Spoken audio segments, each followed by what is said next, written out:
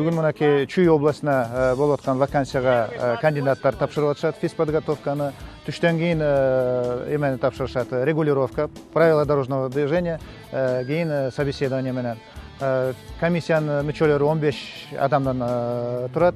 Ошол 15 адам баягы кол көтөрүп, баягы тандоо жүргүзүп туруп, ушу конкурстук түрдө ГАИ кызматына азыр кызматка алууга ушундай бир мүмкүнчүлүк түзүп атабыз да. Бул баягы биринчи кадам деп айтсам болот.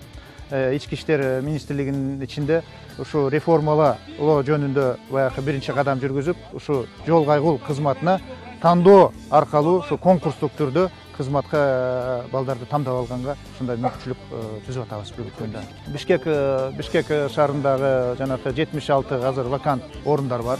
Ошол ваканттык орундарга берген балдардан тилекке каршы 15 бала именно бул физический подготовкадан, физкультурадан кулап калышты.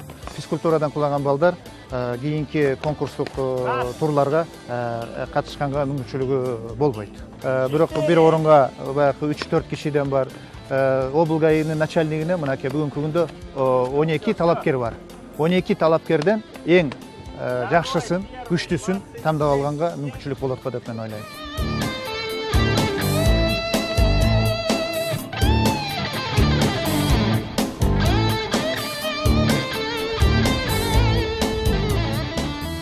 Общая физическая подготовка деп коебуз. Буга 4 упражнение кирет. Бул 3000 метрге кросс чуркоо, челночный бег, метание гранаты, подтягивание. Бул общая физическая подготовка. Буга отдельно оценка коюлат.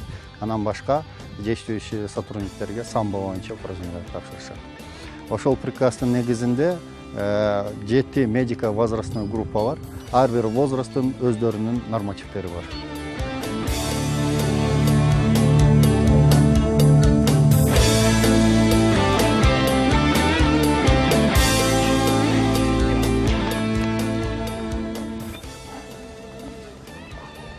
ГАИ кызматы мага кичинеден кезимден эле жакчы. Окуп жүргөндө 5-6 классман эле. Бирок кире албай жүрдүм көпкө чейин. Анан ушул азыркы шанс болуп атат. Ошого даярданып бүгүн келип отурам. Негизи ушу кыздардын ГАИ болгонуна кандай карайсыз? Түз карайм.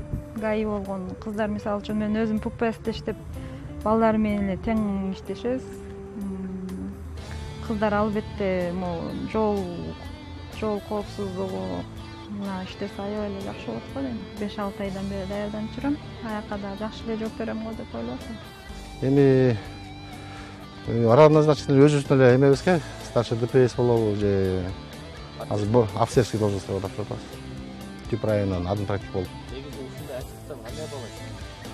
Эми туура эле деп ойлойм. Эми биринчиден адамдын деңгээлин, билимдик деңгээлин текшерип алышат. Экинчиден физический деңгээлин текшерип алат. Туура эле деп ойлойм.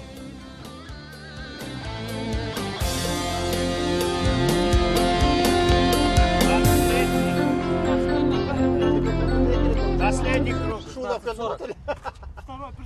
Боевой возраст нормально.